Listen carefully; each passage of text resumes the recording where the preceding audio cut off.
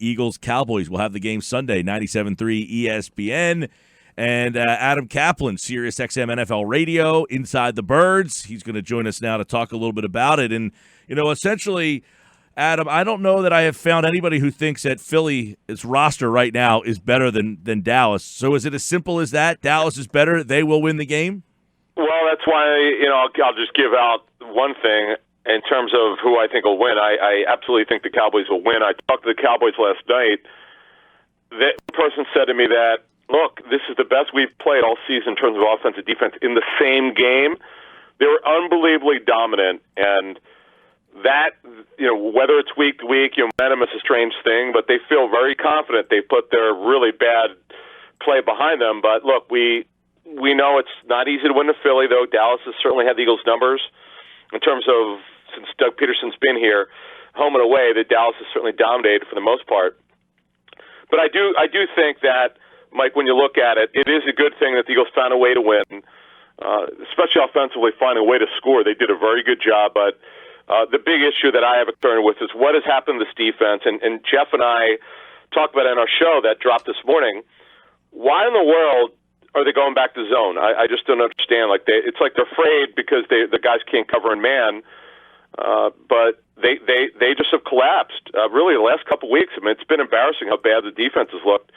You just have to really wonder with Dallas coming into town, and I know they have some injuries on offense, particularly Dak Prescott with his shoulder, and he's got actually 3 different injuries. The one is the one that concerns is the shoulder, but with those guys coming in, you have to wonder if the Eagles could actually make this game respectable on defense. Well, you just talked about how the Cowboys feel like they finally played their most complete game and looked very good in doing so, by the way. How do the Eagles feel about their last 2 wins? I mean, are they impressed with the fact that they had to really claw through 2, let's be honest, not very good teams to get victories? I think that they feel good that they've gotten some production from Greg Ward. They've gotten a ton of production. They think Miles Sanders is super special. You're starting to see that. They found Boston Scott, who clearly has shown that he can have a role in next year's team if he continues to play like this. Their offensive line is playing better. Big V, actually, I'm told, got better as this past game went along.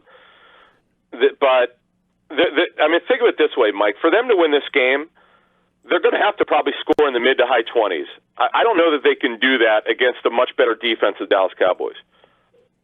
Adam, last time the Eagles and Cowboys played each other, and this is something we talked about on Inside the Birds, they were banged up at linebacker, and Bradham did not play. Nigel Bradham didn't play, and Camus was just starting to get his legs back underneath him, but they had to play a lot of T.J. Edwards, Nate Gary, and here we are after they got run over, by the way, in that Dallas game. Now, Camus is out for the year.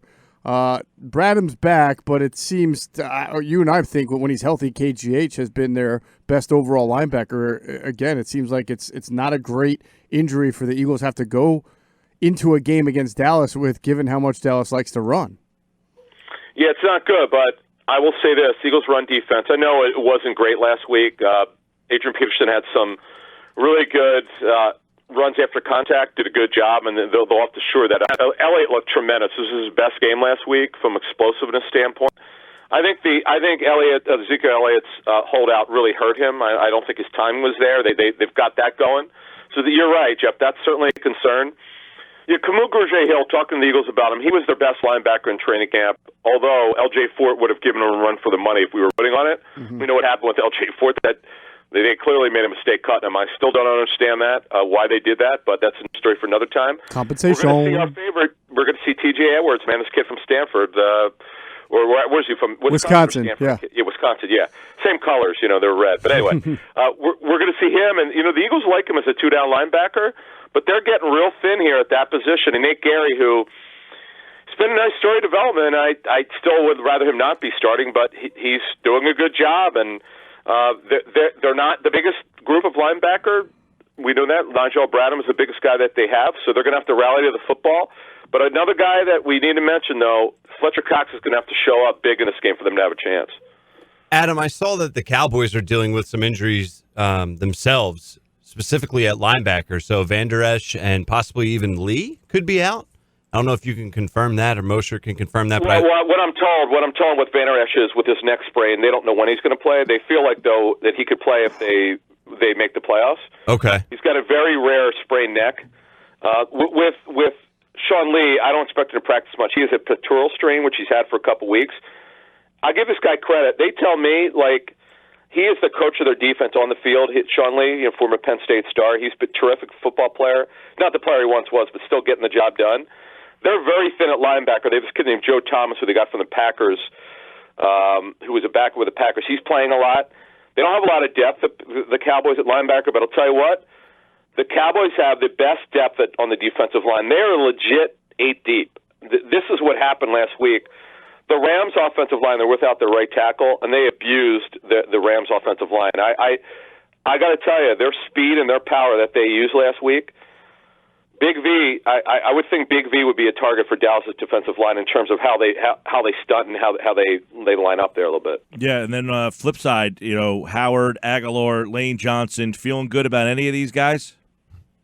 I was told by a source that Howard was doing better late last week, but with that situation with the stinger, the way it's explained to me is once it gets back, you're good. You don't really have a setback particularly, but it's not all the way back yet. And the issue would be whenever he plays, which would be obviously week 17. I think he's got a better chance next week than this week. But whenever he plays, the next issue is how do you incorporate him? Because, guys, what we've seen from Miles Sanders, particularly last week, is exactly what they were hoping when they drafted him. The Eagles did a tremendous job of evaluation of this player. He's so far ahead of where they wanted. Oh, one thing I did not mention on our show, Jeff, which I want to mention, which I got this morning from someone else who graded the tape. Apparently, his pass protection is outstanding right now. He's done a much better job of recognition in terms of who he's supposed to block. But when he actually blocks for the guy, he actually sometimes obliterates the guy who's blitzing. He's done a much better job, and that's something that they're going to really need based on who they're playing particularly this week. All right, you can check out Inside the Birds and, of course, Adam Caplan at Caplan NFL, Inside the Birds podcast, SiriusXM NFL Radio, and, of course, Eagles, Cowboys. They play on Sunday, 4:25, right here with Merrill and Mike on 97.3 ESPN. Adam, always a pleasure, pal. Guys, thank you.